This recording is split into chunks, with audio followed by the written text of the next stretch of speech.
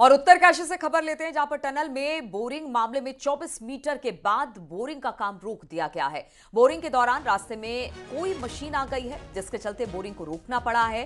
प्रशासन ने जियो फिजिकल और पेयजल निगम के एक्सपर्ट को बुलाया है। हालांकि पहले से ही ऐसी आशंका जताई जा रही थी कि बोरिंग के दौरान ऐसी रुकावटें आ सकती हैं, जिसके चलते वैकल्पिक रास्ते भी तलाशे जा रहे थे। हालांकि माना यह जा रहा है कि कुछ देर में बोरिंग का काम फिर से शुरू हो सकता है। इसके बाद जो टनल बनाई जाएगी उसमें सबसे पहले एनडीआरएफ के जवान जाएंगे। वो जवान टनल में फंसे श्रमिकों को एक एक कर बाहर निकालेंगे। तो जियो फिजिकल के एक्सपर्ट बुलाए गए हैं, क्योंकि जो रास्ता बनाया जा रहा था उसमें कोई मशीन सामने आ गई है, जिसकी वजह से काम को फिलहाल रोक दिया गया है। लेकिन वैकल्पिक रास्ते भी तलाशे जा रहे हैं, जिसकी वजह से कहा यह जा रहा है कि थोड़ी देर के काम जरूर रुका है, लेकिन एक बार फिर से काम शुरू किया जाएगा। पेयजल निगम के एक्सपर्ट को भी बुला लिया गया है। तमाम एक्सपर्ट वहां पर पूरी तरह से ये जानने में जुटे हुए हैं कि आखिर किस तरह से जो मजदूर फंसे हैं उनको बाहर निकाला जाए।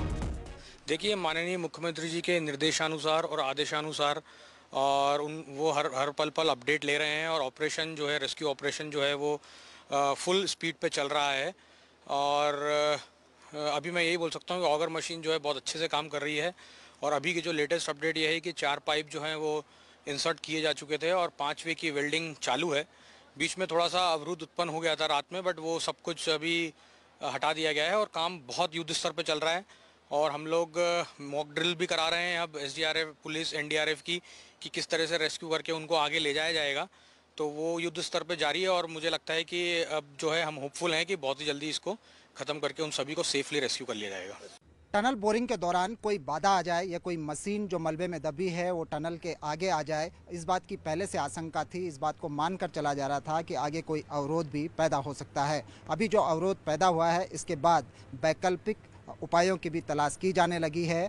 प्रशासन की ओर से अन्य मशीनों की एक बैकअप के तौर पर पूरा प्लान इसका तैयार किया जा रहा है। इधर उधर संपर्क भी किया जा रहा है। फिर भी माना जा रहा है कि कुछ देर बाद बोरिंग का जो कार्य है एक बार फिर से शुरू हो सकता है। प्रशासन का प्लान है कि यदि बोरिंग सफलतापूर्वक संपन्न हुआ तो सबसे पहले जो 900 mm के जो पाइप हैं उनके जरिए जो टनल बनेगी, 50 से 60 मीटर लंबी टनल, उसमें सबसे पहले एनडीआरएफ के जवानों को उस टनल से भेजा जाएगा, क्योंकि टनल के अंदर क्रॉलिंग करके जाना होगा। जो 40 जिंदगियां दूसरी पार हैं, 5 से 6 दिन का समय उनको हो चुका है। हो सकता है कि कोई क्रॉलिंग करने की हालत में न हो, इसलिए सबसे पहले एनडीआरएफ को भेजा जाएगा। एनडीआरएफ फंसे हुए मजदूरों के पास जाएगी और उसके बाद एनडीआरएफ के जवान उनको एक एक करके क्रॉलिंग के सारे रेस्क्यू करते हुए या फिर स्ट्रेचर को डालकर उन श्रमिकों को बाहर निकाला जाएगा।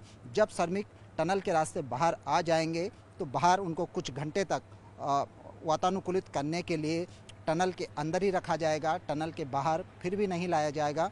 लेकिन उसके बाद कुछ घंटों के विश्राम के बाद यहाँ पर जो हॉस्पिटल है, अस्थायी जो हॉस्पिटल बनाया गया है, यहाँ पर डॉक्टर उनका हेल्थ चेकअप करेंगे। यदि ज़रूरी लगा कि इनको कुछ मेडिकल सुविधा की ज़रूरत है तो उनको हायर सेंटर यहाँ से रेफ़र किया जा सकता है। यह अभी तक प्रशासन का प्लान है। एनडीआरएफ और एसडीआरएफ को इसके लिए बैकअप में रखा गया है। कल रात भर भी एनडीआरएफ और एसडीआरएफ के जवान इसकी मॉक ड्रिल करते रहे। फिलहाल पूरा फोकस है बोरिंग पर। बोरिंग मशीन में यदि कोई खामी आती है तो उसका वैकल्पिक उपाय यहाँ पर बैकअप के रूप में खोजा जा रहा है। कैमरा पर्सन राकेश रावत के साथ सुनील नौप्रभात, न्यूज़ 18, सिलक्यारा, उत्तरकाशी। आज मध्य प्रदेश में विधानसभा चुनाव के लिए मतदान जारी है। चित्रकूट विधानसभा में भी जगतगुरु रामभद्राचार्य ने मतदान किया। रामभद्राचार्य ने कहा कि मैंने राम को लेकर, राष्ट्र को लेकर, चित्रकूट के विकास को लेकर और सनातन धर्म की रक्षा को लेकर मतदान किया है। जितना स्वास्थ्य जरूरी है उतना मतदान जरूरी है।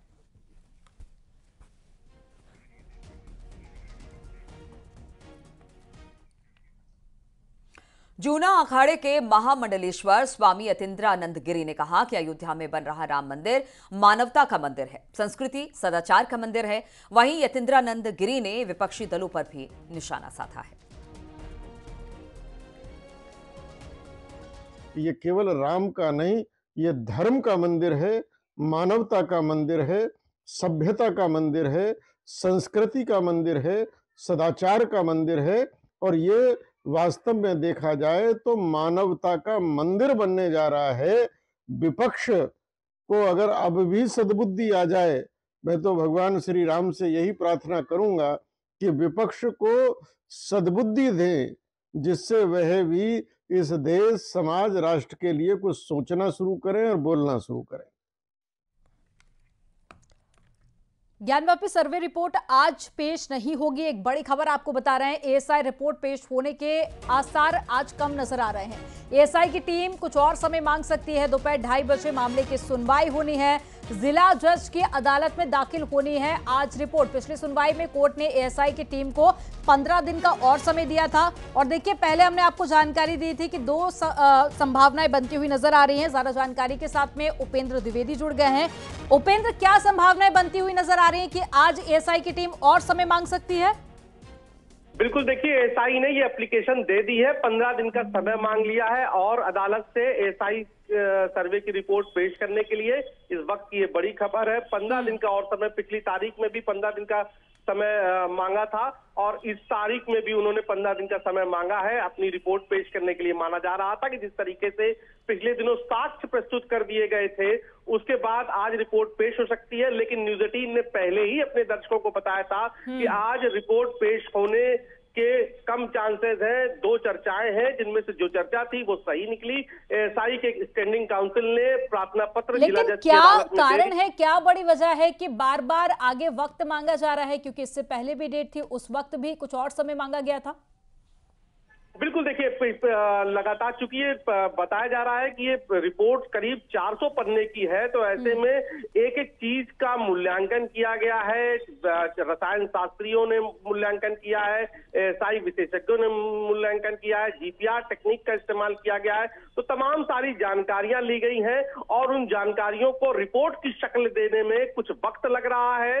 और बड़ी रिपोर्ट है, 250 करीब साक्ष्य है जिन्हें जमा कराया है। इसलिए माना जा रहा है कि पिछले दिनों त्योहार भी था और कुछ और भी वजह थी, जिस वजह से रिपोर्ट अभी नहीं बन पाई है। और अब 15 दिन का आज समय मांगते हुए अदालत से दरखास्त की गई है कि अब उनको 15 दिन का समय दिया जाए ताकि वो पूर्ण रिपोर्ट और मजबूत रिपोर्ट अदालत में पेश कर पाए। और इसके लिए अदालत में प्रार्थना पत्र दे दिया गया है। 2:30 बजे से जिला जज अजय कृष्ण विश्वेश की अदालत पर इस एप्लीकेशन पर सुनवाई होगी। अब देखना यह होगा कि 15 दिन के इस प्रार्थना पत्र पर अदालत क्या फैसला देती है। उपेंद्र, आप नजर बनाए रखिएगा, आगे भी जानकारी लेंगे। बहुत शुक्रिया आपका जानकारी साझा करने के लिए।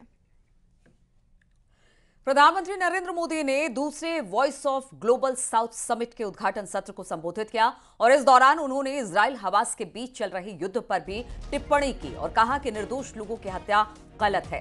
प्रधानमंत्री ने कहा कि हम सभी के सामने है कि पश्चिमी एशिया क्षेत्र में हो रही घटनाओं की वजह से कई चुनौतियां उभर रही हैं। भारत ने 7 अक्टूबर को इजराइल पर हुए आतंकवादी हमले की निंदा की है। हमने संयम भी बरता है। हमने बातचीत और कूटनीति पर जोर दिया है। हम इजराइल और हमास के बीच युद्ध में सामान्य नागरिकों की मौत की भी कड़ी निंदा करते हैं। सबका साथ और सबका विकास जरूरी है, लेकिन हम सभी देख रहे हैं कि पश्चिम एशिया क्षेत्र की घटनाओं से नई चुनौतियां उभर रही है। भारत ने 7 अक्टूबर को इजराइल में हुए जघन्य आतंकी हमले की निंदा की है। हमने रिस्ट्रेंट के साथ ही डायलॉग और डिप्लोमेसी पर भी जोर दिया है। इजराइल और हमास के कॉन्फ्लिक्ट में सिविलियंस की मौत की हम कठोर निंदा करते हैं। राष्ट्रपति महमूद अब्बास जी से बात कर हमने फिलिस्तीन के लोगों के लिए मानवीय सहायता भी भेजी है। ये समय है जब ग्लोबल साउथ के देश ग्रेटर ग्लोबल गुड के लिए एक स्वर में बात करें। One earth, one family, one future के लिए हम सब मिलकर 5 Cs के साथ आगे बढ़ें। यहां वक्त हो गया एक छोटे से ब्रेक का, जल्द हाजिर होते हैं। आप देख रहे हैं न्यूज़ 18 उत्तर प्रदेश उत्तराखंड।